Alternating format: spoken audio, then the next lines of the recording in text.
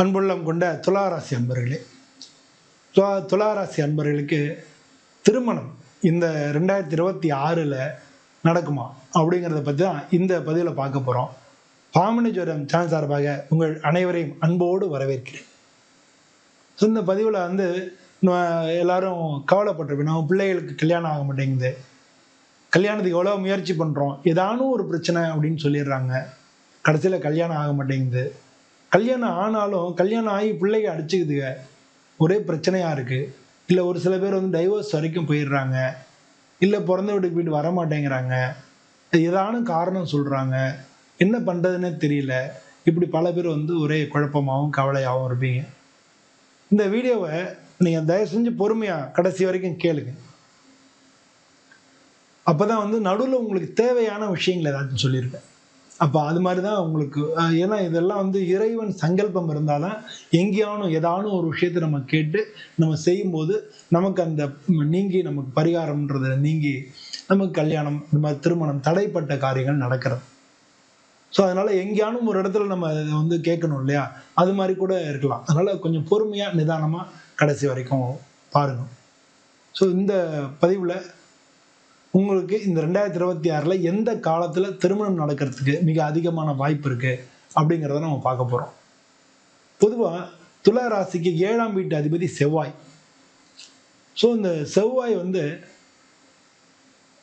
உங்களுக்கு ஜாதகத்தில் எப்படி இருக்குன்னு பார்க்கணும். 7ஆம் வீட்டு அதிபதி, இந்த 7ஆம் வீட்டு அதிபதியை குரு பார்வை. அதே மாதிரி உங்களுக்கு சனி இருக்கா, தோஷம் இல்லாத சுத்த ஜாதகமாக இருந்தால் எந்த காலகட்டத்தில் உங்கள் 7ஆம் இடத்துக்கு வரும், 7ஆம் குரு பார்வை, இல்லை 7ஆம் வீட்டு அதிபதிக்கு குரு பார்வை, இந்த மாதிரிலாம் வரும்பொழுது உங்களுக்கு திருமணம் நடக்கும். ஸோ துலா ராசிக்கு 7ஆவது வீட்டுக்கு அதிபதி செவ்வாய். ஆனால் சனி பகவான் உங்களுக்கு 6ஆம் இடத்துல இருக்கார். தடைகளை ஏற்படுத்தக்கூடிய இடத்துல சனி பகவான் இருக்கார். அதனாலேயே உங்களுக்கு திருமணம் டிலே ஆகும். உங்களுக்கு குரு பார்வை இருக்கா, குரு என்ன பண்ணணும், ஒன்று உங்களை பார்க்கணும், இல்லை 7ஆவது வீட்டை பார்க்கணும், இல்லை 7ஆவது வீட்டு அதிபதியை பார்க்கணும். அப்போ இல்லாட்டினா உங்கள் ராசியாதிபதியை பார்க்கணும். இந்த மாதிரி காலகட்டங்களில் உங்களுக்கு திருமணம் நடக்கும். இப்போ பார்க்க போனோம்னா இந்த மார்ச் மாதம் இப்போ ஏன் திருமணம் ஆகலை, உங்களுக்கு 7ஆவது வீடுனா மேஷராசி. மேஷராசிக்கு குரு பார்வை இல்லை. மேஷராசிக்கு 3ஆவது வீட்டில் குரு பகவான் இருக்காரு. குரு ஆனால் உங்களுடைய ராசியை பார்க்குறாரு. இப்போ நான் சொன்ன பிரச்சனைகளை என்ன, துலா ராசிக்கு குரு பார்வை தான் இருக்கே, அப்போ திருமணம் ஆகணுமே, ஏன் ஆகலை அப்படின்றது. குரு வக்ரமாக இருக்கார்.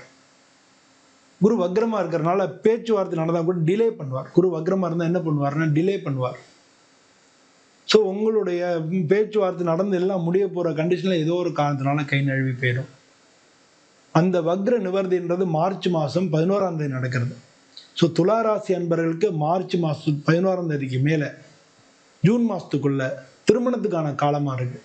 ஸோ மார்ச் இதே ஜாதகம்லாம் நல்லா வர ஆரம்பிச்சிடும். பேச்சுவார்த்தைகள் நல்லா, ஏப்ரல் அதெல்லாம் உங்களுக்கு நல்லா இருக்குது. ஏப்ரல் நல்ல பேச்சுவார்த்தைலாம் டக்குன்னு முடிஞ்சு டக்குன்னு ஜூன் மாதத்துக்குள்ளே உங்களுக்கு மேரேஜ் ஆகிடும். அதனால் ஜூன் மாதத்துக்குள்ளே உங்களுக்கு மேரேஜுக்கான காலம் மிக மிக அருமையாக இருக்குது, மார்ச்லேருந்து ஜூனுக்குள்ளே. அதை விட்டால் இந்த வருஷத்து கடைசியில் 10ஆம் மாதத்துலேருந்து 12ஆம் மாதத்துக்குள்ளே கல்யாணம் ஆகும். அக்டோபர்லேருந்து டிசம்பருக்குள்ளே இந்த வருஷத்தில் மேரேஜுக்கான வாய்ப்புகள் மிக அதிகமாக இருக்குது. ஸோ அதனால் இந்த வருஷத்தில் 2 பீரியட் உங்களுக்கு நல்லா இருக்குது. இந்த 2 பீரியடில் நிச்சயமாக மேரேஜ் ஆகிடும். உங்களுடைய ஜாதகத்தில் எனக்கு இந்த சுத்த ஜாதகம், என் ஜாதகத்தில் எந்த விதமான தோஷங்களும் இல்லை, நாங்கள் ஜோதிடத்தை காமிச்சிட்டு தான் நாங்கள் ஜாதகம் பார்க்கவே ஆரம்பித்தோம், ஆனாலும் தள்ளி தள்ளி போயிட்டே இருக்கு, அமையலை அப்படின்னு சொன்னவங்களுக்கு நான் சொன்ன இந்த காலகட்டத்தில் நிச்சயமாக கல்யாணம் ஆகிடும். ஒருவேளை உங்கள் ஜாதகத்தில் ராகுகேது இருக்குன்னா ராகுகேதுக்கு போய் பரிகாரம் பண்ணிக்கோ. இல்லாட்டினா பக்கத்தில் காளியம்மன் மாரியம்மன் இருந்தால் அந்த காளியம்மன் மாதிரி வெள்ளிக்கிழமை இல்லாட்டினா செவ்வாய்க்கிழமை அபிஷேகம் பண்ணுங்க. இன்னும் சொல்ல போனால் குங்குமார்ச்சனை அபிஷேகம், பால் அபிஷேகம் பண்ணி குங்குமார்ச்சனை பண்ணுங்க. இந்த காலகட்டத்தில் நிச்சயமாக கல்யாணம் ஆகிடும். எனக்கு ராகு இதெல்லாம் ஒன்றும் இல்லை, ஆனால் சூரியனும் செவ்வாயும் சேர்ந்துருக்குன்னு சொல்கிறாங்க, அப்போ நான் என்ன பண்ணுறது அப்படின்னா, நீங்கள் சூரியனை போய் தினமும் சூரியனை வணங்குங்க. நீங்கள் கண்ணால் காணக்கூடிய கடவுள் சூரிய பகவானை வணங்குங்க. சூரியனார் கோயில் ஒரு தரம் போயிட்டு வாங்க. அது மாதிரி துலா ராசி அன்பர்கள் நீங்கள் வந்து பழமுதிர் சோலை அந்த கோயிலில் போய் ஒரு தரம் சுவாமியை வணங்கி எனக்கு வந்து என் பிள்ளைகளுக்கு திருமணம் ஆகணும், இல்லாட்டினா எனக்கு திருமணம் ஆகணும் அப்படின்னு சொல்லி வேண்டிட்டு வந்தீங்கன்னா நிச்சயமாக நான் சொல்லக்கூடிய இந்த 2 காலகட்டத்தில் ஏதான ஒரு காலகட்டத்தில் உங்களுக்கு மேரேஜ் நிச்சயமாக நடந்துடும். ஸோ இந்த 2026 துலா ராசி அன்பர்களுக்கு பல பேருக்கு மேரேஜுக்கு உகந்த காலகட்டமாக இருக்கு. இது இல்லாமல் இருந்தால் உங்களுக்கு தசா புத்தியில் ஒரு கல்யாணத்துக்கான காலம் இல்லாமல் இருந்ததுன்னா நடக்கிறதுக்கு வாய்ப்பு கொஞ்சம் அடுத்த வருஷம்தான் ஆகும். ஸோ உங்கள் தசாபுத்தியில் எப்படி இருக்கு, உங்களுக்கு வந்து ஜாதகத்தில் இப்போ தோஷங்கள் எப்படி இருக்கு, இல்லை உங்கள் ஜாதகத்தில் லக்னம்னு போட்டிருக்கோம், லேன்னு போட்டிருக்கோம், அதுக்கு 7ஆம் இடத்து அதிபதி அவர் வந்து களத்திர ஸ்தானாதிபதி அவர் எப்படி இருக்காரு, அவருடைய திசை எதுவும் வருதா, அவருடைய புத்தி வருதா, அவருடைய அந்தரம் எப்போ வருது, இதெல்லாம் வரும்பொழுது தான் உங்களுக்கு அதுவும் இதுவும் சேரணும். அப்போ தான் வந்து உங்களுக்கு திருமணம் ஆகும். அது மாதிரி ஏதாவது டிலே இருந்ததுன்னா நிச்சயமாக வந்து ஜான்வரியில் 2027 ஆரம்பத்திலேயே நடந்துடும். அதனால் நீங்கள் அதை பற்றி கவலைப்பட வேண்டாம். எல்லாருக்கும் ஏன்னா இப்போ 2025 மாதிரி இல்லை, இப்போ வந்து 2026 வந்து உங்களுக்கு ரொம்ப ரொம்ப நல்லா இருக்கு. இந்த காலகட்டத்தில் தொழிலுக்கும் நல்லா இருக்கு, உங்களுடைய வேலை தொழில் பிஸ்னஸ்ஸு அதுக்கும் நல்லா இருக்கு. அது மாதிரி திருமணத்துக்கும் உங்களுக்கு நல்லாவே இருக்கு. அதனால இந்த 2 காலகட்டங்கள் மார்ச்லேருந்து ஜூனுக்குள்ள, இல்லாட்டினா அக்டோபர்லேருந்து டிசம்பருக்குள்ள, இந்த 2 காலகட்டத்தில் உங்களுக்கு நிச்சயமாக கல்யாணம் ஆகிடும். ஸோ துளாராசி அன்பர்கள் அனைவருக்கும் வந்து இது மாதிரி கல்யாணம் ஆகலைன்னா நீங்கள் இந்த மாதிரி பரிகாரம் பண்ணிக்கங்க. அது மட்டும் இல்லை, இப்போ உங்களுக்கு 7ஆம் இடத்துல வந்து சுத்தமாக தான் இருக்குது, 6ஆம் இடத்துல தான் சனி பகவான் இருக்கார்.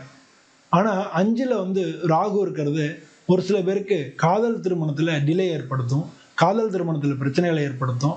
அவங்களுக்குமே இந்த வருஷத்தில் நிச்சயமாக கல்யாணம் ஆகிடும். நீங்கள் மட்டும் கொஞ்சம் அவசரப்படாமல் கொஞ்சம் நிதானமாக பொறுமையாக இருங்க. ரொம்ப சிக்கனமாக இருக்க வேணாம். கஞ்சன் அப்படின்னு சொல்லுவாங்க, நேரடியாக சொல்ல மாட்டாங்க. அது ஒரு சில விஷயங்கள் நம்ம செலவு பண்ணி தான் ஆகணும். ஸோ அதனால் கொஞ்சம் லிபரலாக காம்ப்ரமைஸ் பண்ணிங்கன்னா இந்த வருஷம் உங்களுக்கு மிக நல்ல வருஷமாகவே இருக்குது. இந்த வருஷம் துளாராசி அன்பர்கள் அனைவருக்குமே நல்ல முறையில் திருமணம் நடக்கும்னு சொல்லி நானும் சாமியை பிரார்த்தனை பண்ணிக்கிறேன். இந்த வீடியோ பிடிச்சிருந்தா நீங்கள் லைக் பண்ணுங்கள், ஷேர் பண்ணுங்கள், சப்ஸ்கிரைப் பண்ணுங்கள். இதே மாதிரி இன்னொரு வீடியோவில் உங்களை மீண்டும் சந்திக்கிறேன். அனைவருக்கும் நன்றி, வணக்கம். ஓம் நம சிவாய்.